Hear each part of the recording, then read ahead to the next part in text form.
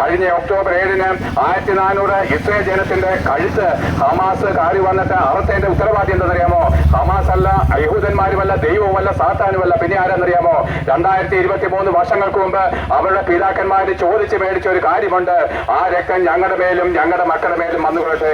എന്റെ പ്രിയപ്പെട്ടവരെ, പിതാക്കന്മാരെ കേട്ടുകൊള്ളുവിന്. ഞങ്ങളെ പോലുള്ള പാവപ്പെട്ട ഉപദേശമാര്, നിങ്ങളുടെ ധനമഹാത്മ്യം ഇല്ലാത്തവര്, നിങ്ങളുടെ അത്രയും സമൂഹത്തിൽ പ്രൗഢിയില്ലാത്ത ഞങ്ങള് ഏഴകളെ പോലെ തെരുവോരകളിൽ നിന്ന് യേശുക്രിസ്തുവിനെ പ്രസംഗിക്കുമ്പോൾ നിങ്ങളുടെ പുരോഹിതന്മാര് പറയാണ് ഇവന്മാരെ വീട്ടിൽ കയറ്റല്ല, ഇങ്ങനെയുള്ള ഉപദേശം നിങ്ങൾ കേൾക്കല്ല. നിങ്ങൾ ദൈവവചനത്തിനേക്കാൾ ഉപരി അവരുടെ കള്ള ഉപദേശത്തെ അംഗീകരിച്ചുകൊണ്ട് ഇന്നും പാപികളും ദോഷികളുമായിട്ട് നരകവിധിയിലേക്ക് ഒടുങ്ങിപ്പോവുകയാണ്. ആകിയാൽ യഹൂദന്മാർക്ക് സംഭവിച്ചതുപോലെ എന്താണ്?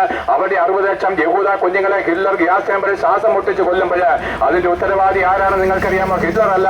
അപ്പന്മാരെ കേട്ടുകൊള്ളുവിന്, യഹൂദന്മാരുടെ പഴയ പിതാക്കന്മാരാണ്. ആ രക്തം ഞങ്ങളുടെ മേലും ഞങ്ങളുടെ മക്കളുടെ മേലും വന്നുകൊള്ളട്ടെ. യേശുക്രിസ്തു കുരിശുമരം ചുമന്നുകൊണ്ട് ആ ഗോൽഗോഥയിലേക്ക് തെരുവിധിയിൽ കൂടെ പോകുമ്പോൾ യെരുശലേം പുത്രിമാര് തന്നെത്താനടിച്ച് കരയാണ്, കർത്താവേ നിനക്കിത് പറ്റിപ്പോയല്ലോ, കർത്താവേ നിനക്കിത് പറ്റിപ്പോയല്ലോ. അപ്പോൾ കർത്താവ് തിരിഞ്ഞ് അവരോട് പറയാണ്, യെരുശലേം പുത്രിമാരെ, നിങ്ങൾ എന്നെ ചൊല്ലി കരയണ്ട, നിന്റെ മക്കൾ നിങ്ങൾക്കും നിങ്ങളുടെ മക്കളെ പോട്ട് കരയുവിന്. അതിന്റെ കാര്യം എന്തെന്നറിയാമോ? നിങ്ങളുടെ ഭർത്താക്കന്മാരും നിങ്ങളുടെ അപ്പന്മാരും ആ പീലാത്തോസിനോട് ഒരു കാര്യം ചോദിച്ചു വെച്ചിട്ടുണ്ട്. എന്നറിയാമോ?